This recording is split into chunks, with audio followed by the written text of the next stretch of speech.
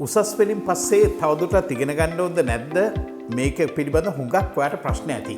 වගේ professional qualifications දාගන්න වගේ ඔන්ටර්ප්‍රිනර්ෂිප් උනත් ඔයාට බිස්නස් එකක් කරන්න පටන් ගත්තා වුණත් ඔයාට ඒකට අවශ්‍ය කරන නොලෙජ් එක ගන්න ඕනේ කාලයක්. ඒ හින්දායි මම ඔයාට එන්න කියන්නේ ICBT Edu Expo 2026.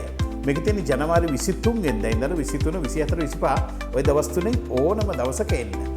ICBT අවුරුදු 26කට වඩා වැඩි කාලයක් මේ රටේ 90,000කට වඩා වැඩි පිරිසකට තරුණ පිරිසකට උසස් අධ්‍යාපන අවස්ථාවල් ඩිප්ලෝමා ඩිග්‍රී ප්‍රෝග්‍රෑම්ස් අවස්ථාවල් දීපු අද වෙනකල්ම ඒ ක්වොලිටි එක මේන්ටේන් කරපු විශ්වවිද්‍යාලයක්. ඔයාට යන්න ඕනි ශාස්ත්‍රය ඒක මොන වගේ ශාස්ත්‍රයක්ද? IT වෙන්න පුළුවන්, සයන්ස් වෙන්න පුළුවන්, එහෙම නැත්නම් මැනේජ්මන්ට් වෙන්න පුළුවන්.